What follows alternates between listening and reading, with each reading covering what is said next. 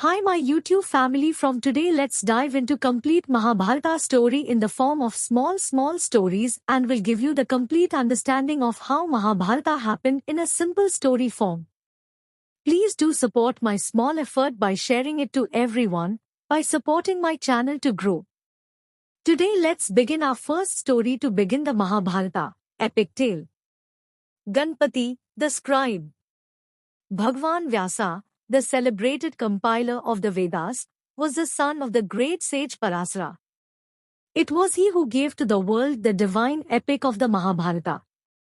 Having conceived the Mahabharata, he thought of the means of giving the sacred story to the world. He meditated on Brahma, the creator, who manifested himself before him. Vyasa saluted him with bowed head and folded hands and prayed. Ganpati smiled and agreed to the condition. Then the sage began to sing the story of the Mahabharata. He would occasionally compose some complex stanzas which would make Ganpati pause a while to get at the meaning, and Vyasa would avail himself of this interval to compose many stanzas in his mind. Thus the Mahabharata came to be written by Ganpati to the dictation of Vyasa. It was before the days of printing, when the memory of the learned was the sole repository of books. Vyasa first taught the great epic to his son, the sage Suka. Later, he expounded it to many other disciples. Were it not so, the book might have been lost to future generations. Tradition has it that Narada told the story of the Mahabharata to the Devas, while Suka taught it to the Gandharvas, the Rakshasas and the Yakshas. At these words the ascetics eagerly gathered round him. Suta continued, I heard the main story of the Mahabharata and the episodic tales contained therein told by Vaisampayana at the sacrifice conducted by King Janmeja. Afterwards, I made an extensive pilgrimage to various sacred places and also visited the battlefield where the great battle described in the epic was fought. I have now come here to meet you all. He then proceeded to tell the whole story of the Mahabharata in the grand assembly.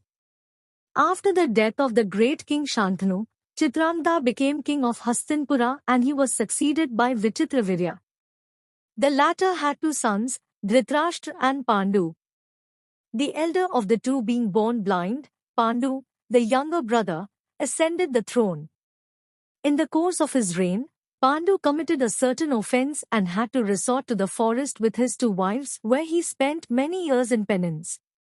Some time later, there was a game of dice between the Kauravas and the Pandavas according to the then prevailing Kshatriya code of honor.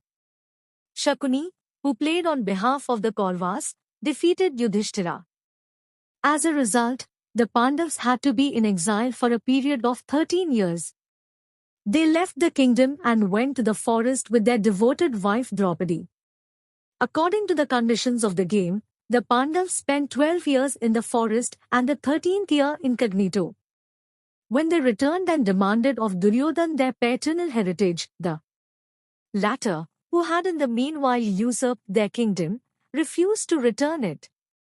War followed as a consequence. The Pandavas defeated Duryodhana and regained their patrimony. The Pandavas ruled the kingdom for 36 years.